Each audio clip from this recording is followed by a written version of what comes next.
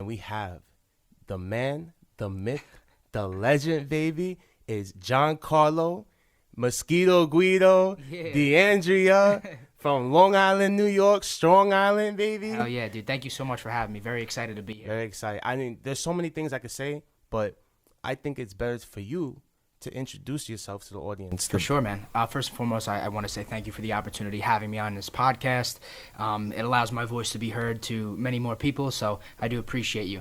My name is Giancarlo D'Andrea. I am a competitive kickboxer, originally from Long Island, New York. I am the president of UT Entrepreneurs here at the University of Tampa. Really, really awesome organization. We do a bunch of work in order to get all of our students, all of our members from formulating an idea to actually launching that business. So that's super fun. I'm the leader of that group. But the biggest thing that I'm working on right now is the Mosquito Guido, which is my pest control company. I service a whole bunch of people, residential, indoors and outdoors in Tampa Bay and Long Island, New York. So I make sure that I get all the pests gone, 1, 2, and a 3, and that's really it. But I want to really mention that the kickboxing is like that. The kickboxing that's my life. The kickboxing is my life. That's what I base my everyday life around. Get into that. Like, why fighting? You know, fighting is a choice, and we know that everybody that steps into the ring, you know, it's do or die. You know, you're at risk of, you know, your life, For sure. everything that you sacrifice for.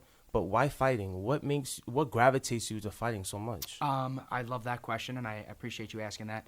I think for myself, I'm a very, very intense human being. I'm a very intense person. And when I get into things, I am 100% or not at all. Okay, so with the fight game, I think why I've gravitated so deeply into fighting is because it fully consumes both your mental and your physical embodiment of a human being. Seriously, it just consumes you. You know, when it comes to like your morning approach, like, what would you say? Like, when you work out, I would say around like 6 o'clock a.m. in the morning. It depends, man. Depends? It totally depends. It totally depends? During fight camp, it varies, right? So in fight camp, I usually train about 3 hours daily. And I do my training sessions for kickboxing in the morning, and then I usually do some strength and conditioning. Sometimes I double up on my kickboxing sessions at night. And that's like how every single day goes for the entirety of the fight camp. Could you explain to the audience the difference between kickboxing and strictly boxing or MMA? Yeah, of why, course. Like, yeah, get into that. But also, why did you particularly pick kickboxing? Okay, cool. So I'm going to answer the second question first because then it kind of ties into what is kickboxing. So I actually fell into the sport of kickboxing. It wasn't like I necessarily was like, I want to be a boxer, I want to be a kickboxer, I want to be a mixed martial artist. I just so happened to fall into the gym, right place, right time, and I got picked up by my coach, and my coach is a kickboxer, and he taught me how to kickbox. So what is kickboxing, to answer your first question that you asked me? In comparison to boxing and all these other sports, kickboxing is a striking-based sport. So it's punches, kicks, and knees. No wrestling, no grappling. So the reason why I love striking the most, it is so fast-paced, high intensity, and I mean, I just love that, like, it's an eye for an eye. You're never going to let your opponent hit you with a 5-punch, 5-strike combination and let him get away with it. It's You're countering right back. Once again, it's very intense and very high speed, very fast-paced, which I really enjoy. How do you mentally train to like kind of like block that pain off? So no matter what, if you're, for example, if I throw a really hard low kick and they block it with their shin, they give a check, or they do a cross block, something like that, it's going to hurt, of course. However, over time, your leg, your body builds tissue on top of your shin bone, and it physically makes your body thicker in that area. So, for example, you're killing the nerves, you're killing the nerve cells there. And it makes you ultimately not feel the pain as bad as somebody who doesn't train. So people, I don't know if you've ever seen it, like people have bamboo sticks on their legs. What I do mostly is I just kick the heavy bag 1,000,000 times. Just kick it over and over and over again, and it works. It works very similarly. And that's a part of your warm-up training, right? It's just part of training in general. Yeah, it's okay. training in general. We do a lot of bag work, a lot of partner drills, things like that. We have a demographic that is relatively young, but what would you say to like the young youth if they have any aspirations of getting into the fight game. And could you talk about briefly after you answer this question? Could you talk about like how it applies to life in a way? Hell yeah. So your first question was if I were to tell something to my younger self, what would it be? No, I'm saying that to the younger generation. Oh, to the younger generation. That has aspirations. You see, like MMA is so up right now. Yeah. Like the UFC is so up. What would you say to like the younger audience, like advice wise, into getting into the fight game? Like, okay, if you want to be an MMA fighter, start wrestling now, right now, and especially if you are younger. If you've noticed, a bunch of the mixed martial arts UFC champions are, most of them are wrestler based. With the exception of Israel Adesanya, who comes from a kickboxing background. But I would recommend to get into wrestling ASAP. That's one thing that I would say to anybody going into the fight game. If I were to say another thing to anybody going into the fight game, one thing for sure, for certain, instead of thinking so much, just feel. Instead of thinking so much, just feel.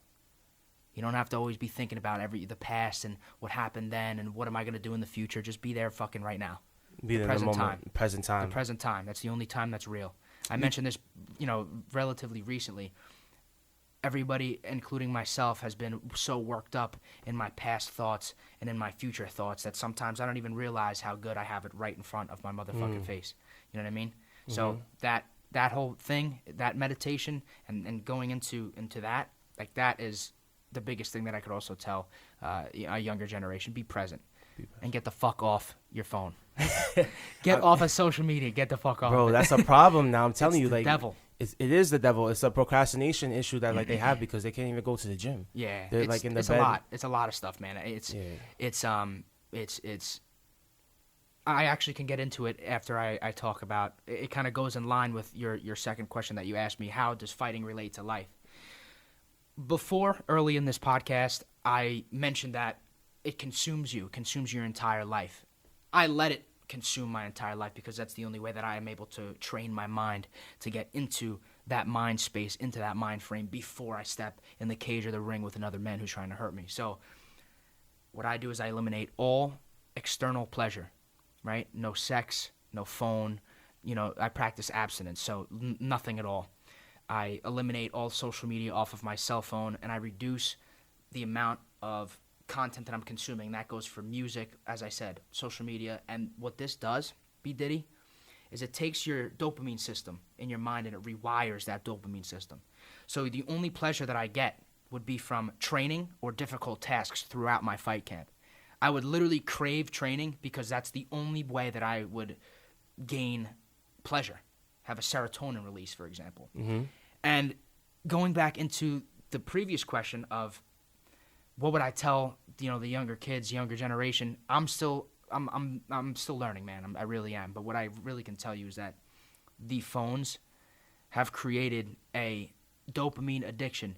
You crave and crave and crave the next screen that you're gonna see. You're craving a fucking like, all shit like that. That's the shit that I found to fuck me up. And any time that I eliminated that, it would put my mindset on DEFCON 5 because I would only think about the end goal, and that end goal is winning. You know what I mean? That end goal is being relentless and being a monster inside the ring. Talk about your diet. We talked about fighting and training camp, self-abstinence, self-discipline, but it's not just physical stuff. It's also nutritional stuff. So really get into how you get your body in shape, your how you get lean and everything like that, because a lot of people wonder what goes on with a fighter when they actually get into shape, how they make weight. But talk about your angle and just your journey and when you get into fighting camp. I eliminate pleasure from food, right? I try to change and I do change my relationship with food. I would strictly eat food based on the sole purpose of fueling my body. I wouldn't eat it for pleasure or for the taste or satisfaction. So intentionally, I would cook my food with no seasoning. Intentionally, I would eat stuff with no seasoning, no sauce. And you'd think it's probably fucking nuts. It's fucking nuts, man. But to be honest, you get used to it. You do. Because you spend a minimum of 30 days eating pretty much the same shit. And it's all relatively bland. It's bland shit. So it's not like you're like, oh my God, I can't wait to eat this sugary, or salty meal that will give me, satisfaction. It's like very, very vague and basic things like plain ground turkey and rice, or rice cake with peanut butter. That's rice cake and peanut butter are awesome. Those to me, that's tasty, still tasty. Chicken but no seasoning. Maybe I would add a little bit of pepper to give it just a little something. But I would try to erase all of the satisfaction and pleasure off of eating. I think the reason why you do this is because I feel like in your mind, when it comes to training camp and food, you say you need it, but I don't think you deserve the taste, because the taste is only deserved when you obtain the goal, if that makes sense. Yeah. I think that's what your mind is telling you. You don't deserve all these accessories to what you're making in the food. I think you just need what you need, and you need to progress from there. Yeah. And then once you're able to get the goal done and win, then you get to have the taste of it. Mm-hmm. Like you said, the body breaks down food slowly. Digestion is a very slow process, especially with additional spices and everything like that that's accumulated with the food. Yeah, for sure. So if you keep it as normal as possible, it's true. It's like in your mind, like, look, I don't deserve all this taste until I've obtained the goal. It's I understand what you're saying. It's not, that's not my exact angle, but that does have to kind of play with the mental role of how my relationship is with food and nutrition. I would definitely say it's more along the lines of I almost consider the taste of food, right? Like, food can be addicting like sex can be addicting. Food can be addicting like anything else. It's just like getting instantly gratified. When you have one piece of chocolate, you automatically want to grab another one. That's that dopamine craving. So instead of eating shit that's super tasty and super good, I eat shit that's bland, and it keeps my mind militant. Yeah. Well, let's get into business stuff, because I feel like this mind approach could also get into business and your clients and who you deal with. You said you're the president of the UT Entrepreneurship Club. Mm-hmm. So when you have these approaches and conversations with your with your people, right? Yeah. I think you're having a meeting today and tomorrow. How do you instill the mindset that you have? I know everyone's not the same, but how do you relay your message to them in your best effective way? Love that. First and foremost, I contact my group every single Monday, and I do this via email and via our GroupMe text, our GroupMe group chat. And I write, usually it's the first little prompt, the first little thing, the first paragraph that I write in my email or my GroupMe message, and it has to do with just mindset. For example, one that I really liked is, what seems to be the end of the world to a caterpillar, a master calls a butterfly. Like some shit like that. You know what I mean? Say again? What seems to be the end of the world to a caterpillar, a master calls a butterfly. Oh, okay. Type shit. Little, like, some people could think it's corny, some people could think it's whatever, but I write a nice little inspirational quote, little something that I read from different books, that I hear from different professors, different teachers, and then I kind of put my own little twist, like, listen, it's Monday, get the fuck after it. Like, if you're in bed, get the fuck out of bed, do some push-ups, take a cold shower, get out of your comfort zone today. And that also transfers into the business world, because the way you treat your morning, the way you treat yourself, the way you treat your body is how ultimately your day is going to be. That goes hand in hand with being a business person, a businesswoman, a businessman. The way that you treat yourself is how you're going to treat your clients, and that's kind of the idea that I instill in some of the members. That's what I at least try. Yeah. When it comes to the meeting, how do you see your club growing in the next 2 years?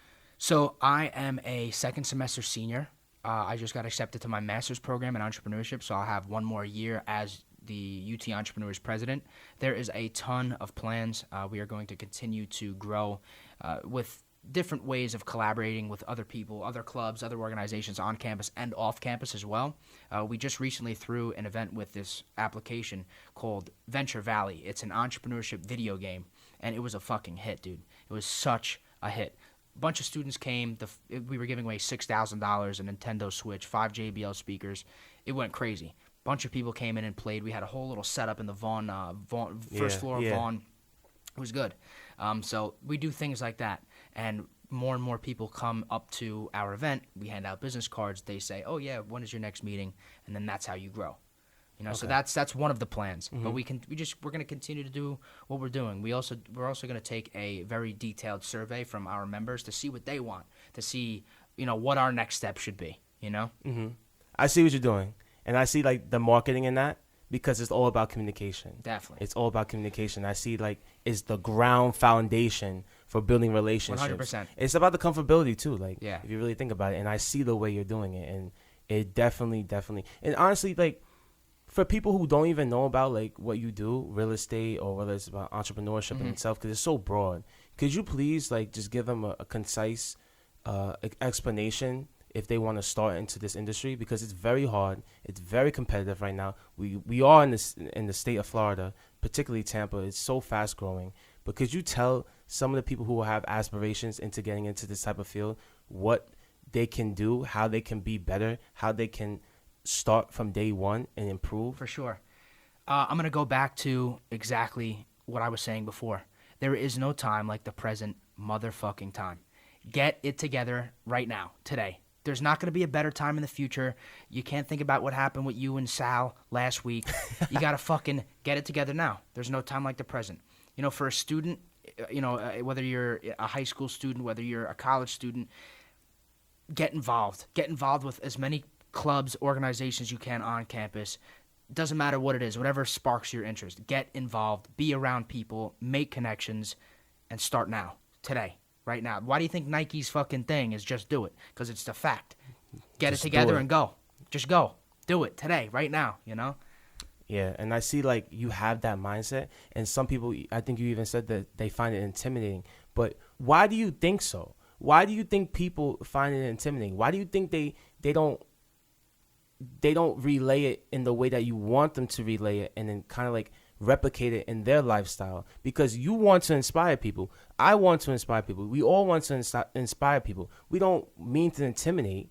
You know what I'm saying? Why do you think people are so intimidated? Do you think it's a self-reflection of their Character? Their character. I would say their character, but also just what they're lacking Yeah, in their daily life. Do you feel like it's insecurity? I hope I'm not intimidating off rip, I definitely try to be as smiley and happy as I can be. Sometimes I guess I have an intense persona and an intense facial expression, which I'm definitely trying to work on. However, I would say, I don't know, I try to be the most humble version of myself, and I try to spread positivity in the best and most humble way. However, I think that maybe there's a certain my level of drive maybe can be something that people perceive as something different, something wrong. I have no idea. I feel like you would be a better judge at explaining and reading, the way that I deliver myself than I would be, because I have my own perception of how I deliver myself. But Well, I would say it's more old-fashioned. I would say I'm more old-fashioned because I can relate to you. But I say that the way you are is more traditional. okay, It's Yeah. old school. The way we approach people is not the norm of how it is now. You see a lot of people staring and not talking to each other, not looking at each other like how we are right now. This long, it's very intimidating. And I think that's the indicator right there. But like, I just think that your mindset, bro, is just so outdated that it needs to be reinstilled back into this generation. It's so strong. And I think that people that can relate to it, they can agree to it to a certain degree. thank you. But I want to tap into your mind, because honestly, bro, what made like you think this way? Like, was it anybody in particular, like growing up, that instilled into like your mind? Like, I know you are Italian American. Italians are very strong-willed, very hardworking, very supportive. Family is always sacred to them. A man who doesn't spend time with their family is no man at all. I would say that still to this day. But who, whether it's celebrity-wise or familiar-wise, who has inspired Giancarlo to be Giancarlo? My mother and my motherfucking father, dude. I love them to death. Those two have supported me still to this day, no matter what decision I make, no matter what I do. It is my mom and it is my dad. Those two have created helped create the person that I am today. And without a doubt, if it wasn't for them and the way that they raised me, I would not be the person that I am now. When I moved out of the house, I came to college, I began to kind of fall back on my own self and rely on my own thoughts and thought processes. And in that time, I started to really get into the fighting and all that stuff. Ramon Deckers, Mike Tyson. Mike Tyson, I would say, has one of the largest impacts on me from a spiritual fighter perspective. And then also John Jones. John Jones is also extremely spiritual. And Israel Adesanya. I was about to say Israel, yeah. All these guys are super great fighters in their own way. I don't know if Ramon Deckers was a super spiritual guy. He was a professional K1 kickboxer, or Muay Thai fighter, Dutch-style K1 kickboxer, who fought over in Thailand and beat all the Thais at their own sport. It's gnarly. But I don't know if he was super spiritual because there's not a lot of coverage on him. It was a while ago.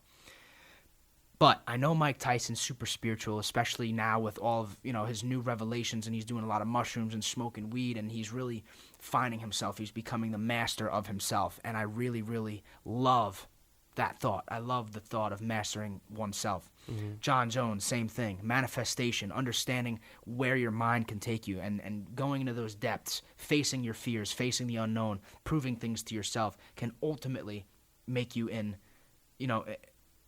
a force that's almost unconquerable, And that was proved perfectly by Israel Adesanya in his last fight. The mind, does crazy. That was fucking crazy. The mind does crazy fucking things, dude. It really does, especially when you're able to harness that, And I've yet to harness that power. I've yet to harness that, but I'm working on it. I'm working to continue to face my fears. I'm continuing to be uncomfortable on a day-to-day basis, and follow these people that I respect greatly. Because all of these fighters, these are the people that I follow because of I understand what it feels like to walk out in front of a big crowd of people. About am I going to be embarrassed? Am I going to be knocked down in front of my parents? Or am I going to be a fucking animal, and unleash, whatever this warrior spirit, this warrior soul is, out into the ring, So these are the people that I follow because I understand where they're coming from. But the largest impact on myself, for sure, was my mother, my father, and then my kickboxing coach, Rick Schaefer. I forgot to mention Rick Schaefer, but Rick Schaefer was my kickboxing coach when I was like 16, and he created he toughened my mind.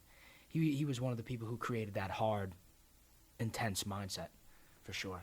In college, what was that turn switch for you to take it seriously? What made you go to the Kaizen gym and just started training? I had a breakup, a breakup with my girlfriend, my ex-girlfriend, and I think what that did, I've always wanted to get back into it, and it was such a great time with my ex-girlfriend, it really was. However, when you are in a relationship, you have to worry and spend a lot of time and energy with your significant other.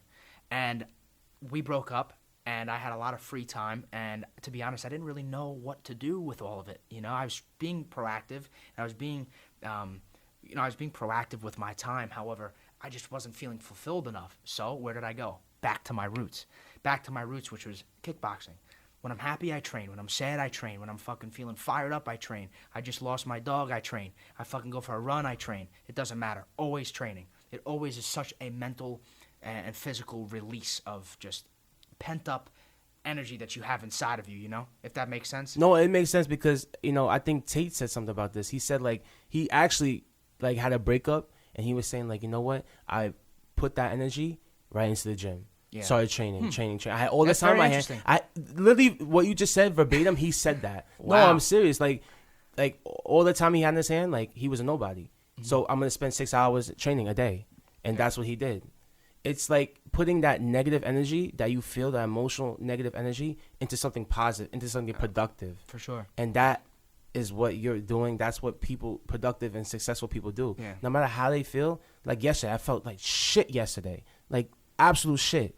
But I still got what I need to do done. Yeah. I still had to go to work tennis. I still went to the gym. I was off for 3 hours of sleep, and I still did it because it's fuck what I'm feeling. I just gotta do what I gotta do. Oh yeah. It's mind blowing how once you can just have self control, how successful and strong willed and stoic you can be. Stoic is the word. 100%. Yeah.